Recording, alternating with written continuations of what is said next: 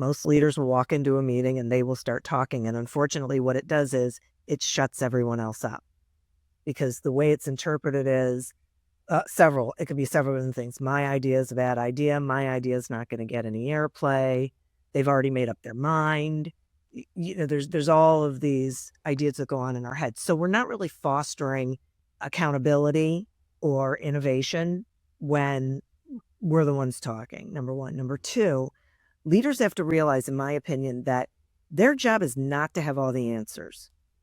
Their job is to convene the resources to find the answers. So if I know I don't have to have all the answers, then I'm going to pull people together and I'm going to ask. So what do we do here? What do we think? And usually they're going to come up with much better answers than we would ever come up with on our own. And I'll go back to, then they will have buy-in because they will be part of the solution. So, that's how we do it with them. We are genuinely interested in what they have to say. And we truly believe they have ideas. They're there doing the work. They're the ones who know usually what will work better or how to solve a problem. Yeah, that makes sense. I mean, they're the ones in the trenches. And I think, so I guess, let me ask it this way. If I have been a typical top-down manager my whole life, and I'm currently at a, business where that's the leadership structure, how do I make this reorientation or change? Because same thing, like if that leader walks into a room, everyone gets quiet. So how does that leader, if there's a leader listening to this that wants to kind of change their approach, how do they communicate that appropriately to the team where they can start to, because it takes both, right? You can change the way you try to lead, but only if your employees and your team will let you.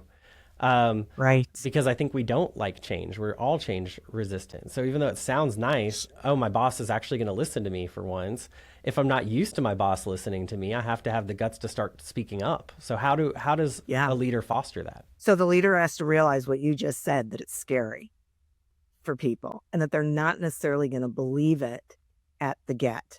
So I think the leader just needs to be honest. I think they have to say, listen, I've really been considering this, or I've been getting leadership training, or like when I do leadership training, I will say to the people in the room, you get to go back to your people and say, I just got trained on a different way of doing this and I'd like to put it into practice.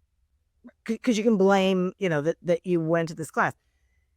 If a leader sits down and says, I want to try something new and it's going to be different for all of us, and we're going to do it in little pieces, like break it down into just one initiative or one project or one ideation session, whatever it is.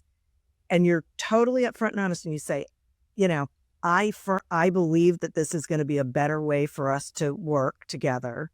It's going to take all of us. And sometimes I'm going to need you to check me. So if I go back to what I'm used to, I want you to know you have permission, you have an obligation to call me on it. You don't have to do it in front of a lot of people. You can come into my office and say, I noticed you went back to this behavior, but we're going to be having different conversations and it's going to be a process. It's not going to happen overnight and we're going to stumble, but at the end, it's going to be a much better environment and we're going to do better work.